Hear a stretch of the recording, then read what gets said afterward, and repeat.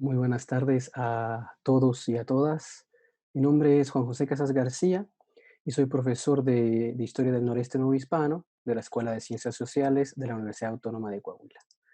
Agradezco infinitamente al profesor Arturo Villarreal, subdirector de Patrimonio Cultural, al igual que a la Secretaría de Cultura del Gobierno del Estado de Coahuila, por hacerme esta atenta invitación de participar en el encuentro El Camino de Tierra Afuera, de Zacatecas a Texas, que bien plantean las emergencias precisamente de dar a conocer y de preservar nuestro patrimonio del estado de Coahuila. Mi intervención se titula Viajar con el Diablo, las representaciones del martirio a través de las crónicas coloniales en el noreste de la Nueva España. Bien, planteamos en este sentido el poder colonial utilizó diversos mecanismos para imaginar y representar las sociedades indígenas de América.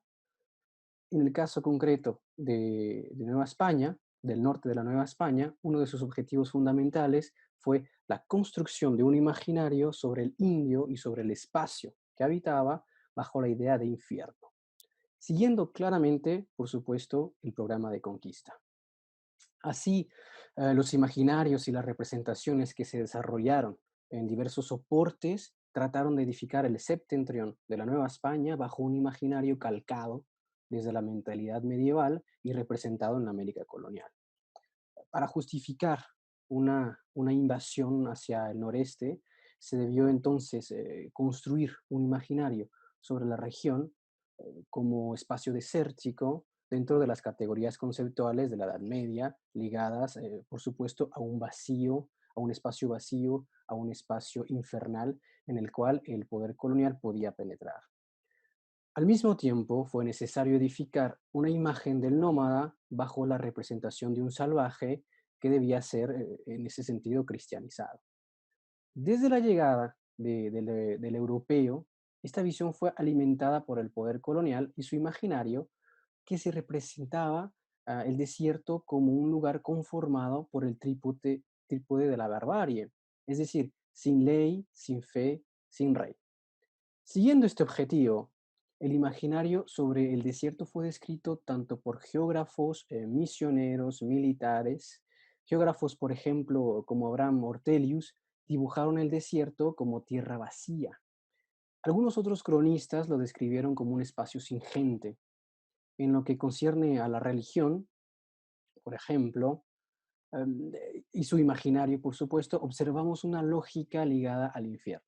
Algunos religiosos concentraron así sus esfuerzos para alimentar esta conceptualización, como el jesuita Pérez de Rivas, Andrés Pérez de Rivas, que argumentaba que, y cito, si América es considerada como el refugio del demonio, las tierras desérticas de los confines septentrionales serían a su vez tierras demoníacas en esencia, reducto del género humano desde donde avanzaba la obra evangélica establecida desde hacía un siglo en el Nuevo Mundo. Es decir, el desierto comenzó a convertirse en el imaginario colectivo de los occidentales como una representación social inscrita en la larga duración. Esta pequeña intervención, esta pequeña plática que me dirijo ahora hacia ustedes, pues contiene tres procesos fundamentales del cual el día de hoy solamente hablaremos el último. El primer proceso fundamental fue lo que ya hemos dicho, la imaginación, la conceptualización del espacio desértico como un espacio vacío o un espacio infernal. En un segundo momento, las personas que vivían en este espacio infernal, es decir, los indios, serían por ende categorizados como demonios o como agentes del demonio. Finalmente, lo que vamos a plantear el día de hoy sería que los cronistas, tanto conquistadores como misioneros que viajaron en estos espacios del norte de la Nueva España, que precisamente abrieron los caminos hacia el norte, pues se imaginaron a sí mismos como verdaderos soldados de Cristo contra este espacio infernal o este espacio habitado por demonios, desde una perspectiva de la martirización. Entonces, también tenemos que puntualizar lo siguiente. Existen muchos discursos. Es decir, tanto los historiadores actuales como los historiadores pasados escriben desde lugares de socioproducción específicos y van dirigidos sus discursos, sus escritos hacia lectores también muy definidos. En ese sentido, los discursos que imaginan el espacio del noreste de la Nueva España como un infierno tienen elementos e intereses políticos muy marcados. Es decir, estos mismos cronistas que incluso vamos a mencionar y citar en este trabajo, imaginaron de la misma manera este espacio a la inversa, no solamente infernal, sino también un espacio paradisiaco, totalmente contrario al infierno. Dicho de este modo, tenemos que puntualizar que si bien existen mucho tipo de discursos, en este trabajo solamente nos concentraremos en uno solo, que es el imaginario sobre el desierto. Es decir, si estos cronistas imaginan este espacio de esta manera, no quisiera que, al contrario, a mí me catalogaran como yo imaginando este tipo de cronistas. No es el caso, no. Conocemos muchos otros tipos de discurso, sin embargo, nos concentraremos en este para esta pequeña conversación. Bien, en este proceso de creación del imaginario sobre el infierno instalado en el noreste de la Nueva España, bueno, pues pasó al último momento, el último estadio, por los códigos de la autoidentificación del poder colonial como luchadores contra el demonio. De este modo, los cronistas militares edificaron todo un discurso creado a partir de las imágenes dicotómicas de diferenciación, es decir, los militares se representaron a sí mismos como los soldados de Dios, en tanto que los nómadas fueron imaginados como las huestes del demonio, o a través de relatos exaltando las penurias del proceso de conquista del territorio desértico. Por su parte, los misioneros inventaron toda una representación dantesca, basada por supuesto en el infierno de Dante Alighieri, y que fue representado en sus crónicas. En otras palabras, la visión medieval de salvación y de llegada al paraíso fue visualizada a través de un viaje en este espacio del infierno. Estas visiones pues son complementarias, eh, ya que muestran las dificultades que los cronistas vivieron para adentrarse en la conquista o en la evangelización de este espacio infierno desierto. Así, por ejemplo, el cronista Alvar Núñez Cabeza de Vaca se lamentaba de realizar su periplo en el norte, aunque aceptando su modo de vida como una decisión divina. Dicho de otra manera, se trataba de la perspectiva del explorador de una especie de prueba que debía ser superada. La idea de martirizarse a sí mismo a través de los discursos llevó al propio Cabeza de Vaca a compararse incluso con el mismo Cristo vagando por el desierto y cargando la cruz. La cruz para Cabeza de Vaca sería, por ejemplo, el calor agobiante del desierto, la carga de la leña pesada, espinosa, falta de alimento, incluso la voracidad de los mosquitos que estaban presentes en la zona. Las penurias observadas fueron también del mismo modo descritas en las expediciones militares. Cuando a finales del siglo XVI el explorador Castaño de Sosa salió de la villa de Almadén, actualmente Monclova, rumbo al Nuevo México, relató su travesía en los mismos códigos de lamentación en cuanto a la obtención de comida y de agua. No solamente la falta de agua, de alimento, fue un motivo de sufrimiento. El clima mismo de la región fue otra forma de martirio que fue observada en la expedición de Castaño de Sosa y de otros militares.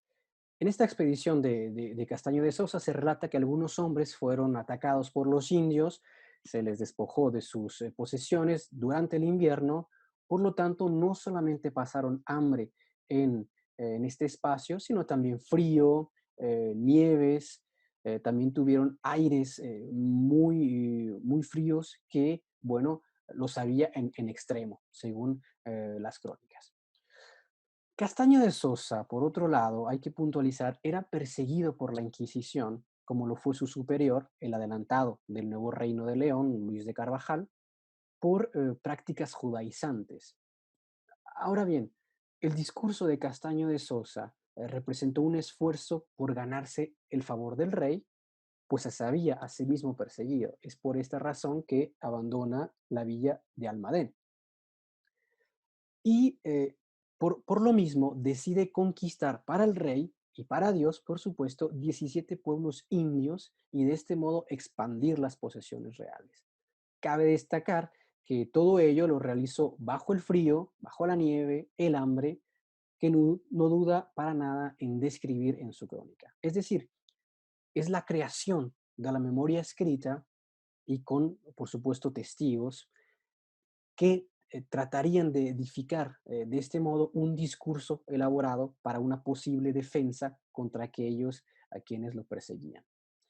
Alonso de León, por su parte, que fue también un explorador, conquistador del nuevo reino de León, estableció que uno de los objetivos por los cuales decidió escribir su crónica es por ver tantos y tan grandes trabajos que algunos españoles vivían en el territorio. Muchos de ellos, por supuesto, asesinados a manos de los indios rebeldes, de los indios enemigos, como él mismo edifica la figura del indio nómada en la región.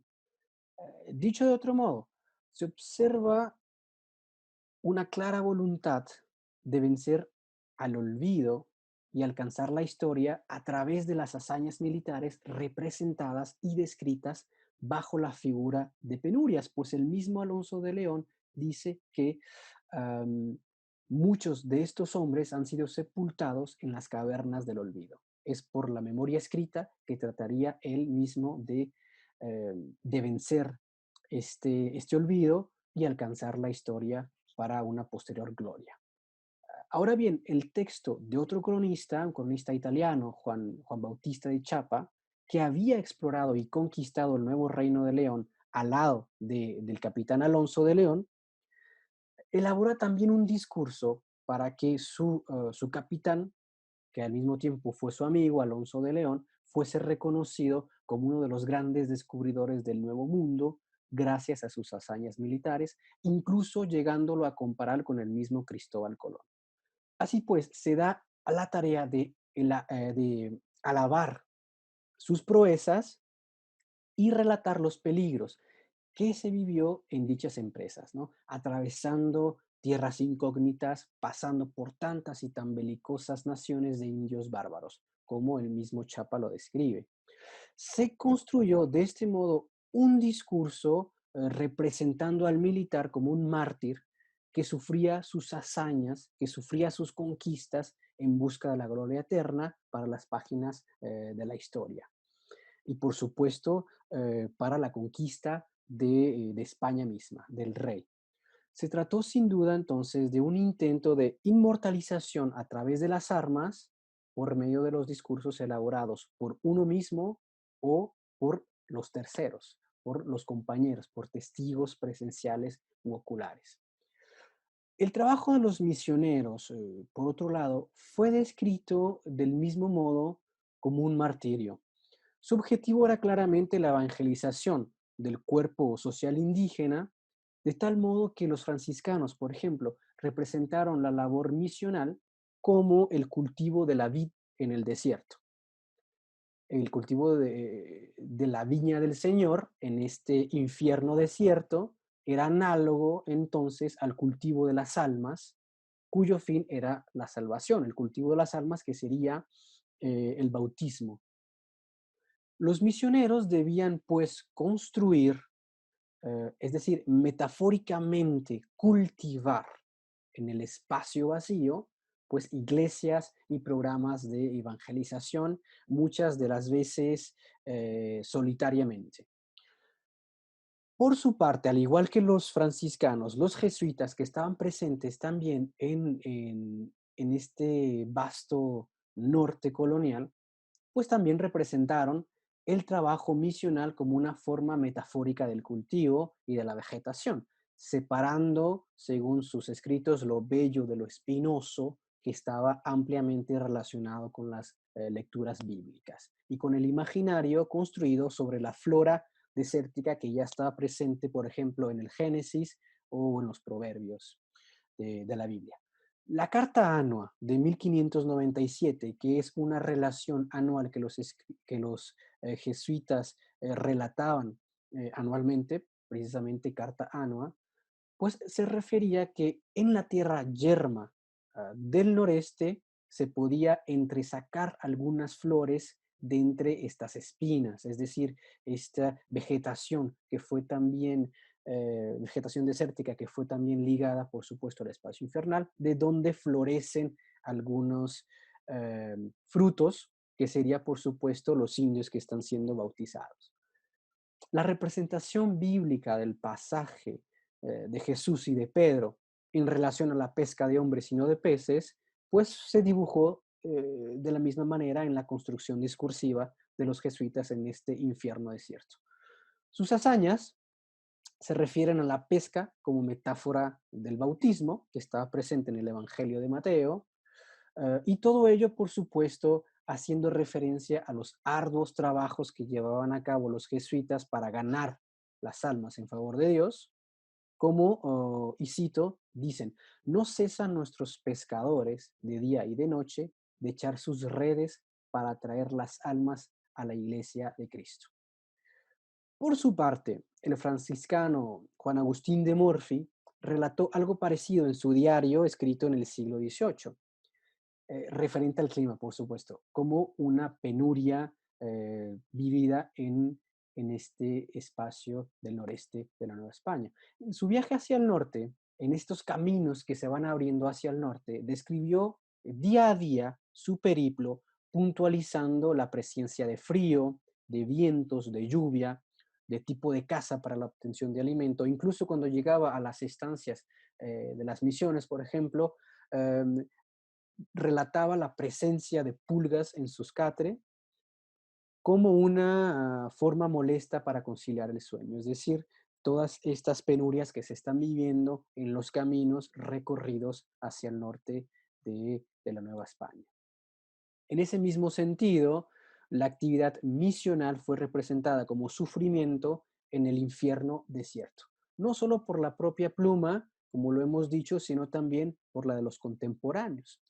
A finales del siglo XVII, entonces, el explorador Antonio Barcárcel, capitán Antonio Barcárcel, que sería después fundador de la provincia de Coahuila, precisamente, se dirigía al marqués de Aguayo, don Agustín Echeverri Subiza, para comentarle que los frailes franciscanos que lo acompañaban, de entre ellos Juan Larios, andaban siempre muy cansados y muy pobres debido a este tipo de trabajos que están realizando sin ningún tipo de ayuda en el norte de Nueva España. Otro fraile que escribe para el Nuevo Reino de León, que es el franciscano Francisco de Rivera, en uno de sus discursos indica que los sacerdotes debían enfrentar un proceso misional en el norte en el contexto de una guerra interminable que se está dando por parte de los indios nómadas. Del mismo modo, se relataron muchas quejas de falta de misioneros en la zona. Por ejemplo, el general Fernando Sánchez de Zamora relató que solo había 2 misioneros para el área circundante a los llanos, que está en el Nuevo Reino de León, por lo que el trabajo de estos únicos 2 misioneros, decía el general Zamora, Sánchez de Zamora, sus trabajos y necesidades se convertían en gloria, ¿no? Sufren, por supuesto, en el desierto infierno por y para la gloria de Dios. Se vislumbra entonces un discurso que puntualiza el excepcional y arduo trabajo que desde el punto de vista del general sería descrito como martirio, como dificultad, pues describe penurias, necesidades, falta total de ayuda, todo ello enmarcado en un ideal de obtención de la gloria divina y una posible entrada al paraíso después de la muerte, por supuesto.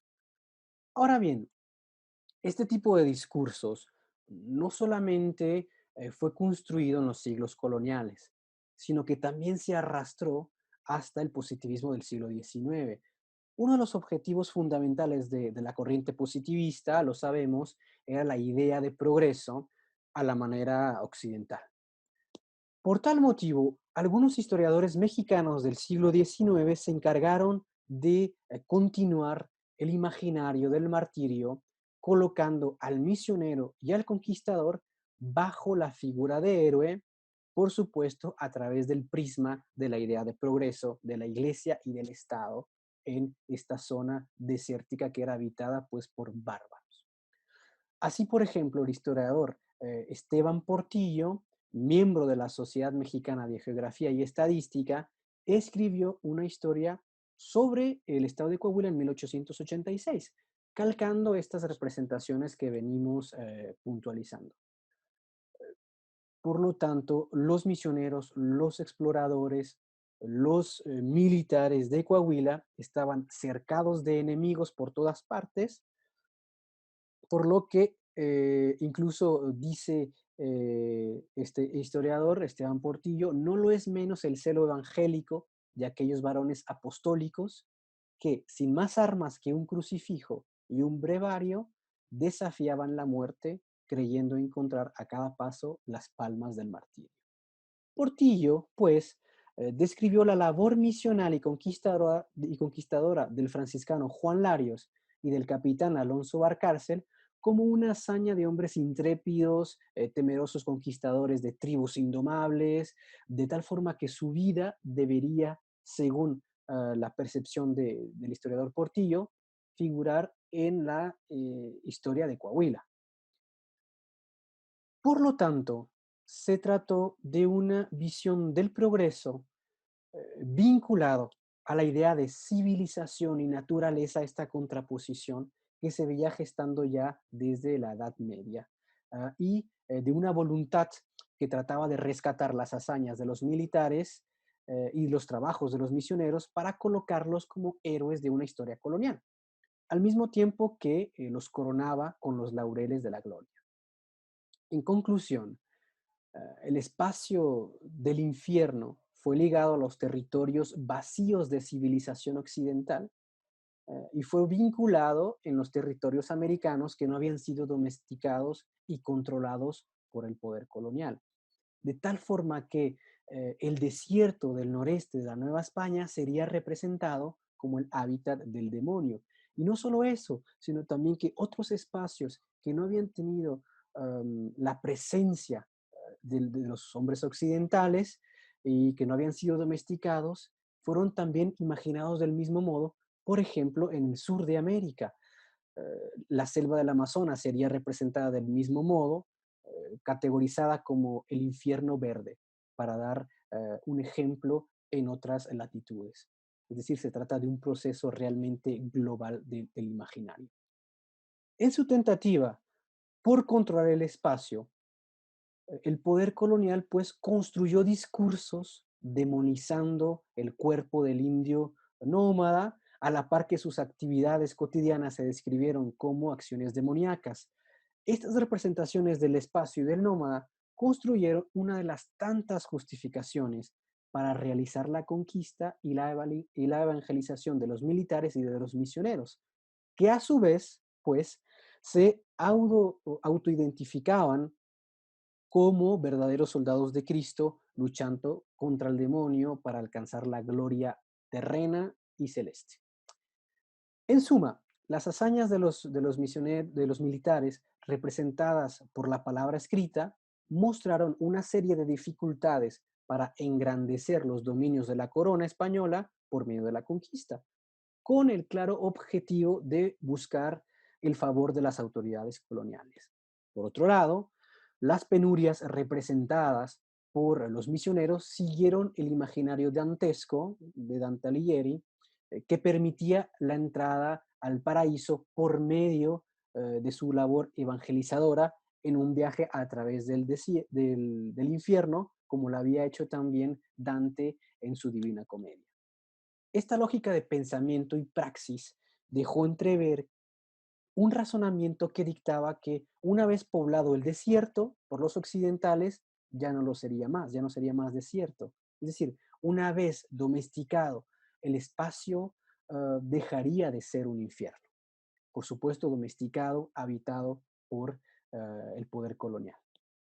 En consecuencia, como lo hemos dicho, para terminar, el término de desierto se refería a una categoría política y cultural de acción y no a una conceptualización geográfica.